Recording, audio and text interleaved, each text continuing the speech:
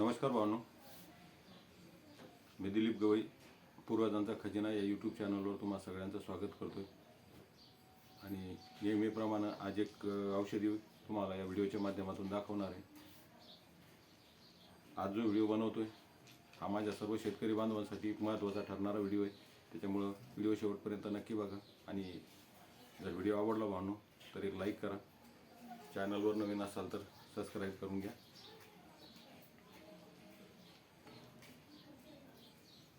तर बघा, आपण एक शॉर्ट व्हिडिओ टाकला होता आपल्या चॅनलवर मागं की हे कोणत्या झाडाचे फळ आहे ओळखा म्हणून।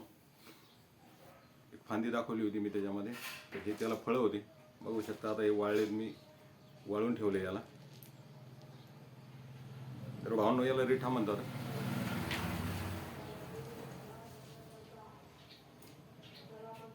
हा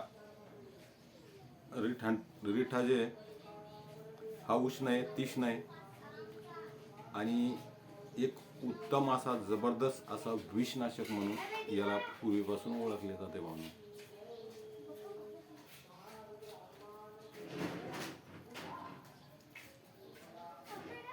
या रिठ्याच्या पानामध्ये, पानाचा जो रस असतो रिठ्याच्या पानाचा, या रिठ्याच्या पानाच्या रसामध्ये जर आपण पारा घोटला तर त्याची आपल्याला गोळी बनवता येते, असा बनला जातो।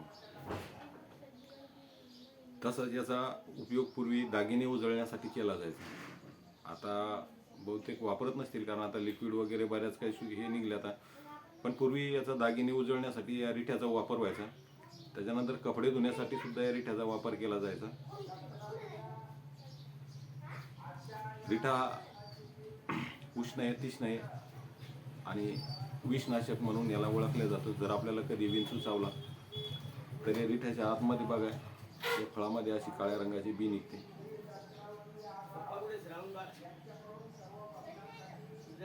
तर ही बी फोडायची आणि याच्या आतमध्ये मगज निघतो।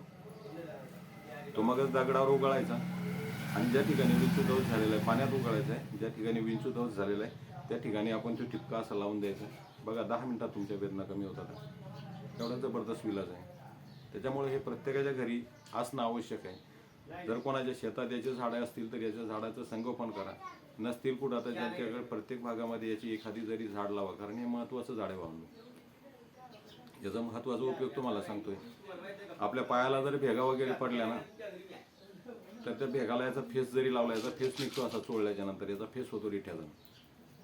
म्हणून याला साबणाच्या ऐवजी पूर्वी वापरल्या जायचा, आता साबण निघलेत, पण साबण नव्हते त्याच्या अगोदर याचा वापर केला जायचा। जर आपल्या पायाला जाळ झाल्या, भेगा पडल्या, अशा ठिकाणी जर याचा रिठ्याचा फेस लावला तर ते पायाचा जो जाळ आहे, जाळ म्हणतो आपण त्याला, चिरा पडतात पायावर, तो पण कमी होऊन जातो। पण याचा तुम्हाला महत्त्वाचा उपयोग सांगणार आहे आज मी, की आपले जे पाळीव जनावरं असतात भावनो, आपण शेतात असतो, जंगलात असतो एखाद्या वेळेस, आणि अशा वेळेला जर आपल्या जनावराला एखादा विषारी सर्प चावला, नाग असो किंवा घोणस असो समजा, मग अशा वेळेला काय करायचं? आता तिथं आपल्याजवळ काही सुविधा नसेल, कुठे जंगलात आहे, काही डॉक्टर तिथं पोहोचू शकत नाही, अशा वेळेला जर आपल्याकडे काही इलाज नसेल, त्यावेळेला आपण या रिठ्याचा वापर करून त्या तुमच्या जनावराचा जीव वाचवू शकतो। तेवढं मी तुम्हाला खात्रीनं सांगतो। पूर्वीच्या काळामध्ये या जनावराला साप चावल्यानंतर या रिठ्याचा वापर केला जायचा। तर जनावराला साप चावल्याच्या नंतर रिठ्याचा वापर कसा करायचा मी तुम्हाला सांगतोय। तर कमीत कमी हे 9-10 फळं घ्यायची, अशी रिठ्याचे 9-10 फळं घ्यायचे। याच्यातलं बी वेगळं करायचं आहे। याची जी साल असते, फळाची साल, फक्त ही सालच आपल्याला या औषधात वापरायची आहे। जी फळाची साल असते तेवढीच वापरायची। याला कुटून घ्यायचं, बारीक करायची कुटून, आणि 1 कपभर पाण्यामध्ये ती पावडर टाकायची, चांगली पुस करायची, पिळायची, त्याच्यामध्ये कपड्यातून फुलून घ्यायची आणि बाजूला काढायची। ती पिळलेलं जे पाणी असतं त्या कपामधलं, ते पाणी ज्या जनावराला साप चावलेला आहे त्याच्या डोळ्यामध्ये त्या पाण्याचं अंजन करायचं, म्हणजे डोळ्यामध्ये ते पाणी घालायचं।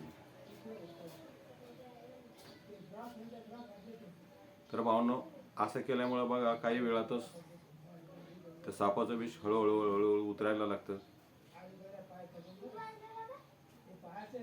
आणि आपल्या जनावराचा जीव आपण वाचवू शकतो। पण याच्या पुढे सांगतो तुम्हाला थोडंसं, की हे जे डोळ्यात घातल्याच्या नंतर काय होतं माहिती आहे का, हे उष्ण आहे आणि तीक्ष्ण पण आहे.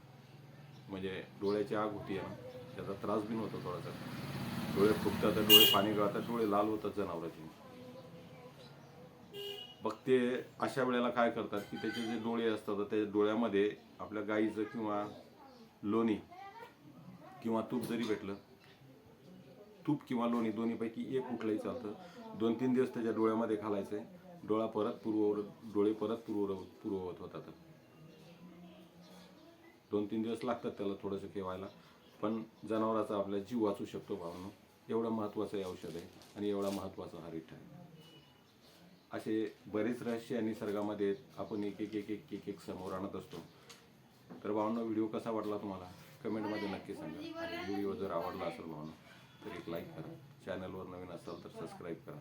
भेटूया अशाच एका नवीन औषधीच्या शोधात पुढच्या व्हिडिओमध्ये. तोपर्यंत काळजी घ्या.